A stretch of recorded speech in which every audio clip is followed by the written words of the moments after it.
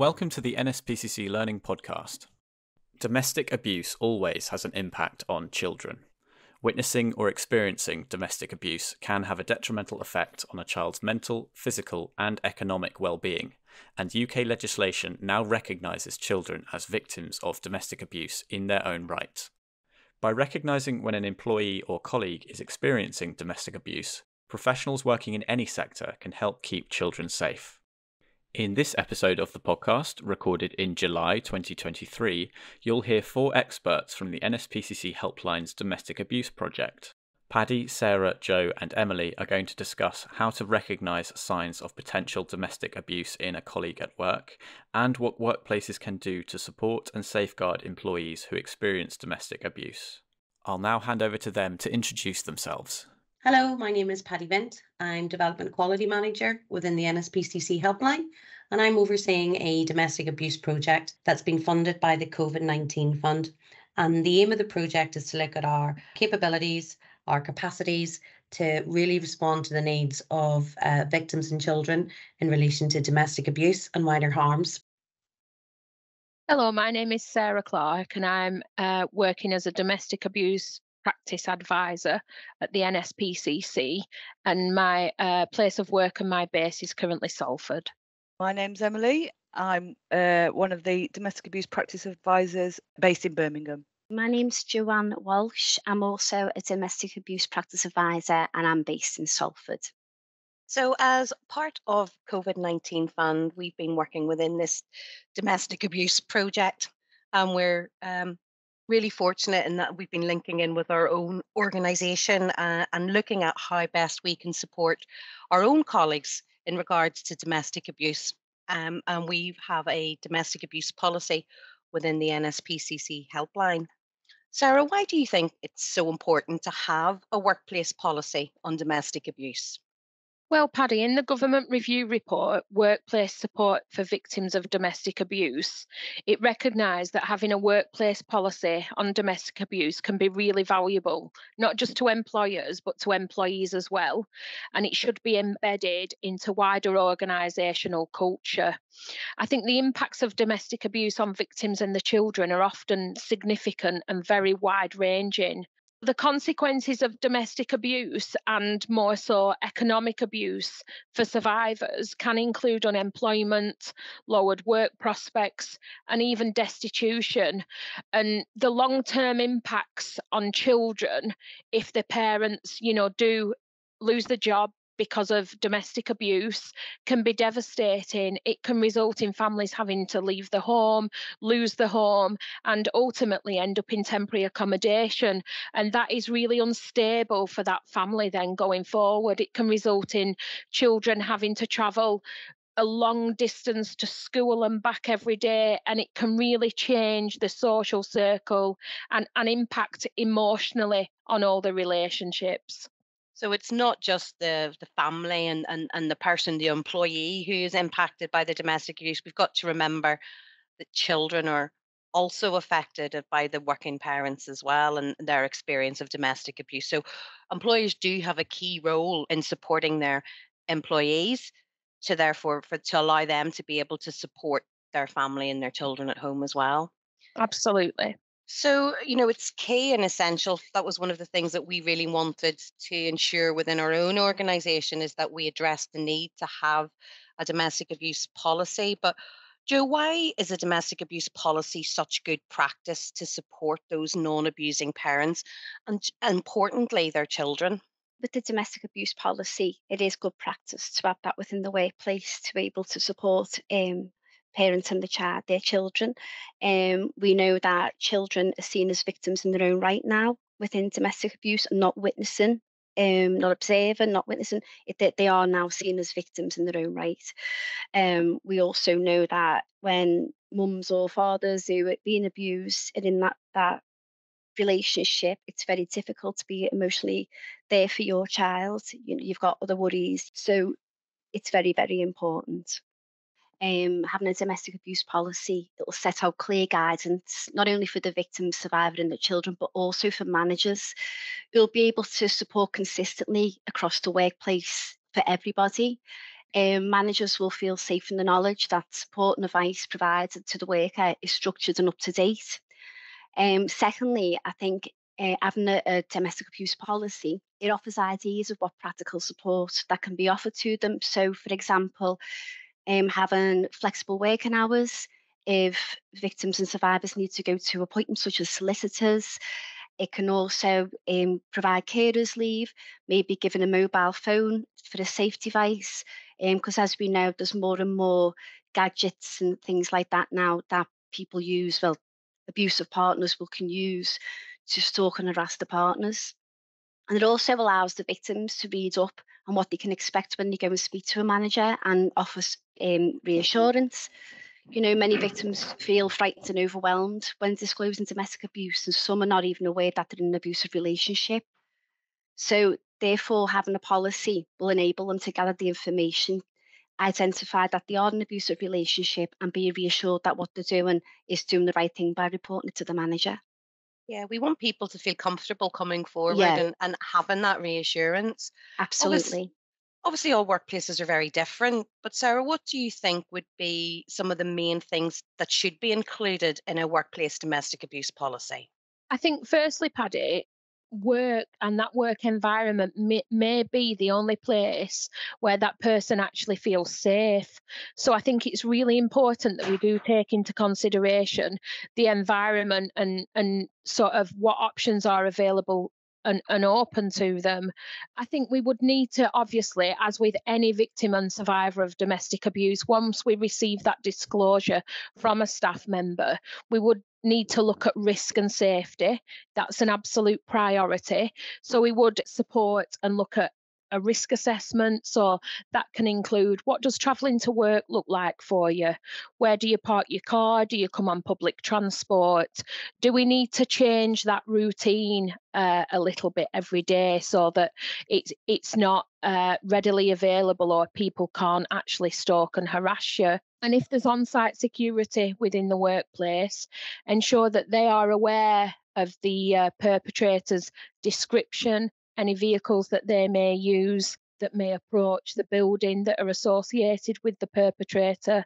We would also, need to consider time off, as Joe said previously, for any appointments, for carers leave, or for any court appearances, or to get any support from domestic abuse organisations. When that survivor actually leaves that relationship and they have children, their caring responsibilities can completely change. They may have gone from being a two-parent household now to being a one-parent household. We know that domestic abuse, especially coercive controlling behaviour, creates isolation from support networks. So they may not have a support network to be able to help them with the caring responsibilities. So we need to be mindful when we're supporting staff that are experiencing domestic abuse, that their caring needs for their children may change. We may need to look at that with a more flexible approach to be able to support them to stay in the job, which will ultimately have a positive impact on the finances and enable them to keep the home and care for the children. So, it's important that we address and look at those kind of concerns. And, each policy is going to be different, but we know that victim survivors often struggle with coming forward and seeking that support. And as Joe mentioned, sometimes not even necessarily identifying that they're victims of domestic abuse themselves. Emily, what do you think some of the barriers that people might experience when they kind of have to take that really initial step to speak to their employer? I think it's always going to boil down to fear, Paddy. It's not a known thing by everyone in every organisation what that policy is actually going to entail, what is going to have an effect on them longer term. They don't even know at that point if the perpetrator will be contacted as part of that policy. Not everybody knows everything. So, of course, that's not going to happen, but that fear is always there for that person. So sometimes when people think about approaching a business or management with regard to a problem, then we have the stereotype of that problem as the unconscious bias as well. So sometimes people thinking that domestic abuse is a certain way, i.e. physical only, and it has to reach a level of severity before they go and get help, That is a barrier to a lot of employees and a lot of people that are generally seeking support anyway. It's very difficult to disclose what's happening at home if domestic abuse is part of what's going on in your life. So that actually, saying those words and making even that first disclosure may be a really worrying time. There has to be a lot of trust with management to be able to come forward with something quite so personal, something that involves home when they may have been trying to keep home and work separate. So that can be a bit of a barrier as well, and the fear of how that's going to be dealt with, how that's going to be addressed, discussed, who it's going to be discussed with, because of course we're talking about people's deepest fears. We're talking about that real intimate time and space of home being divulged, in the workplace. Who else is going to know about it? Other people that that work on the shop floor, are they going to get to know about it? So it's always a bit of a fear, and that trust has to be there to come forward. And I think a robust policy where that is clearly laid out and is very accessible is one way to combat that, really. We've also got actual job security. Am I going to lose my job because I've come forward with this problem and management are going to see it as too big of a problem to risk assess? Is my job at risk? That is a pretty big barrier. If you're a professional person, say working in teaching, in safeguarding, in any kind of environment where there's children, coming forward with something that's happening at home, such as domestic abuse, because it does not discriminate, is that then going to set off a chain of events that looks at your professional capability? That is a very big fear as well. And I know that it's one that in the domestic homicide review process has cropped up quite a few times, where that's the reason that somebody hasn't come forward for domestic abuse support early on, because they've had that fear of their professionalism being questioned. I think you're right, Emily, and I think it's in relation to, professional registration and the fear that you could actually lose that registration if you make that disclosure. That's why I think, Paddy, that from a policy perspective, HR play a really critical role in any support that's being offered to an employee who's experiencing domestic abuse. Sometimes we can identify sickness absence levels and any patterns that may sort of show. And it's not uncommon for survivors of domestic abuse who have been reluctant to disclose the abuse to be taken through disciplinary processes and capability procedures due to frequent sickness absence or due to a drop in sort of consistency and performance at work. So I think it's really vital that we do obviously include HR in any processes, and they're really pivotal for me. Just going on from what you were saying there, Sarah, you mentioned there some of the potential, indicators, absences from work. What other potential indicators of domestic abuse should employers be mindful of? Emily, I'll ask you. There's not an exhaustive list, really. There's lots and lots of indicators that we can look at and think, hang on, can we have another look at this? So that might include things like clothing. Is that person wearing something that they've put on that day, or are they wearing something that they went out in the night before? Could that be an indication that that person hasn't been able to go home in between being at work and then coming back to work? What happened in between? Sometimes clothing can be a little bit of a giveaway on that one. Is there anything visible? Have we seen bruises, scratches? Is there some kind of physical injury, particularly around the face, the arms, the neck? We're looking for bruises, scratch marks, as I say, and particular patterns. So, of course, we all know about the kind of finger marks on the upper arm. It bruises quite easily, but it can give signs of restraint. We can have a look at little signs and symptoms of marks, but they can be explained as well as being something from a non-domestic abuse incident. So we have to be a bit mindful that not every bruise means somebody's had trouble at home in that way. Is somebody late all the time? Lateness can indicate that things have been intercepting the ways of getting to work. Preoccupation. If somebody is waking up in the morning and their first thought, which is of most victims and survivors of domestic abuse, is how am I going to keep myself safe today? How am I going to mask this from the world today? How am I going to mask this from the children today? They're the thoughts that a survivor will have. So that preoccupation at work those thoughts are still happening. What's going on at home? Is somebody going to be outside to meet me when I don't really want them to? Am I going to be surprised today? That constant looking over your shoulder, checking your phone, text messages, needing to have your phone with you all the time, that preoccupation that's kind of dominating the working day. Not wanting to leave work, so that can be chatting extensively after work with colleagues. It can be taking on extra pieces of work just to be able to say I couldn't come home because I had this really important piece of work to do. Not wanting to leave work because of literal fear. So is it safe for me to leave for work?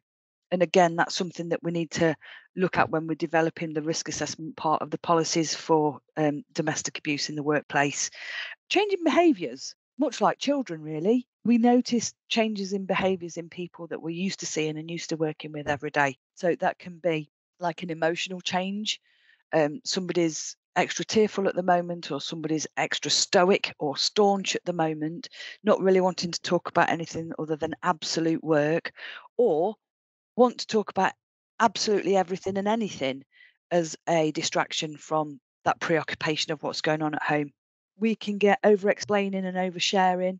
We can get sickness, performance at work, so sudden patterns of errors, drops in consistency and frequent mistakes, which go beyond kind of the exhaustion that can happen with work as well. We can also get minimising personal circumstances. Now, an example of this would be if somebody in the workplace had got a problem with something like a practice issue, and they thought that they could absolutely nail that practice issue and they could get it done on time, but actually they might not be able to. They will minimise that problem because they're used to minimising every problem at home. They can't bring their thoughts, problems, pitfalls and dilemmas in everyday circumstances to the table because they might actually have repercussions of bringing that negativity or bringing a problem for that perpetrator to be then involved in. So sometimes that does leak into the workplace as well.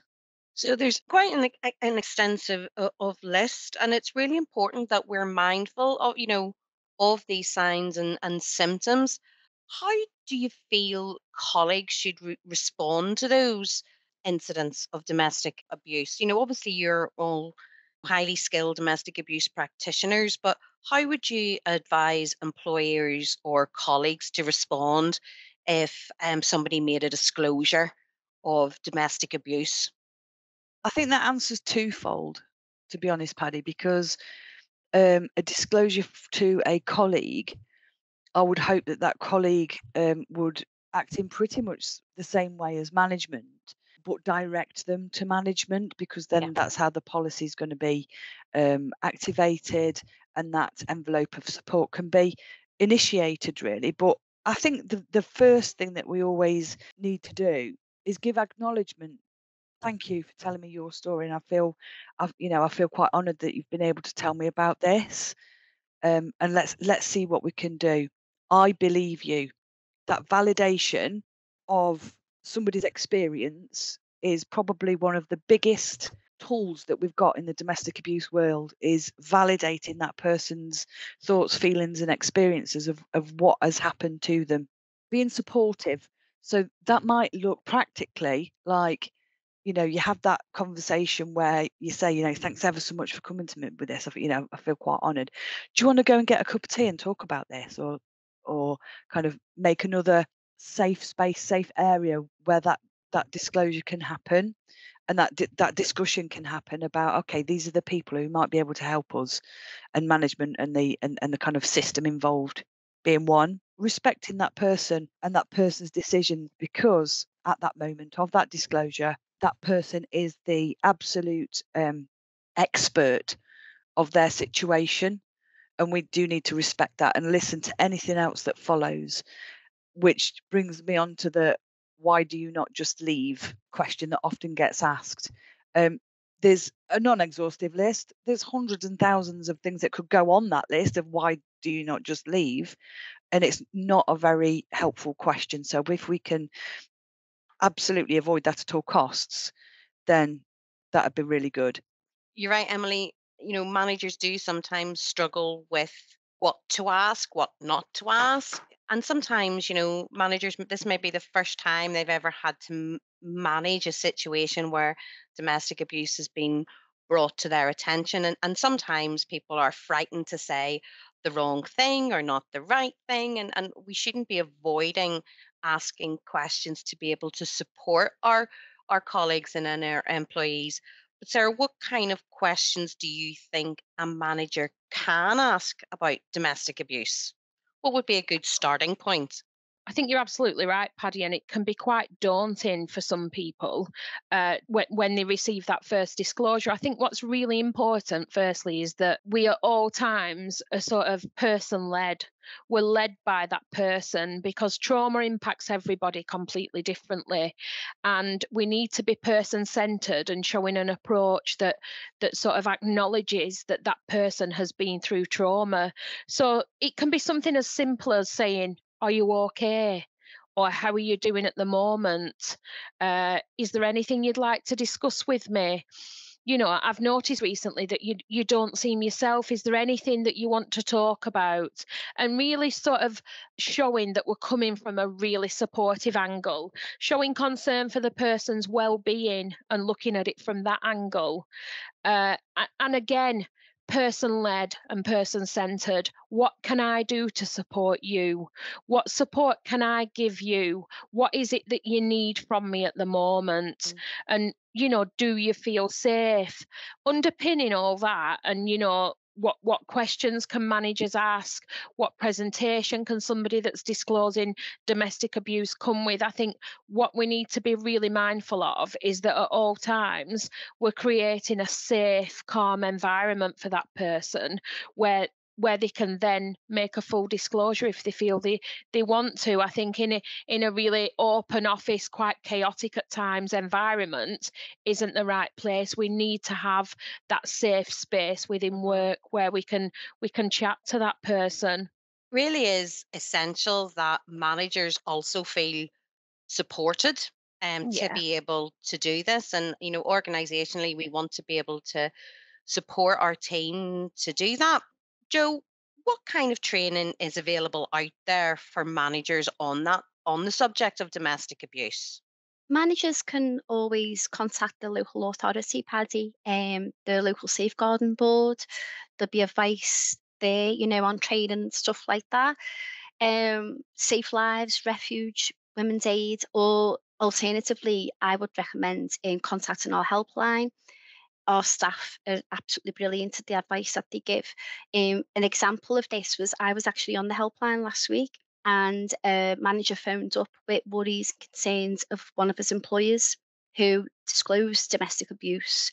He was frightened to go home and he didn't know what to do. So we were able to give that first-hand advice, about maybe contacting the police, safeguarding referral, to get children's social care involved if needed. And it really went well. The call went well, and we were able to get that support in place for that victim. The helpline is available to be contacted either by telephone on 0808 800 5000 or via our email at help@nspcc.org.uk. We're able to offer non-judgmental advice and listening and direct signposting for services within that person's local area. And we'd also urge anybody, as well as contacting our NSPCC helpline for additional advice and support. If you're interested in the subject of domestic abuse and you want to extend your knowledge further, then, by all means, look on our NSPCC Learning page, which has some information and additional podcasts in relation to domestic abuse and wider harms. Thanks for listening to this NSPCC Learning Podcast. At the time of recording, this episode's content was up to date, but the world of safeguarding and child protection is ever changing. So, if you're looking for the most current safeguarding and child protection training, information or resources, please visit our website for professionals at nspcc.org.uk/learning.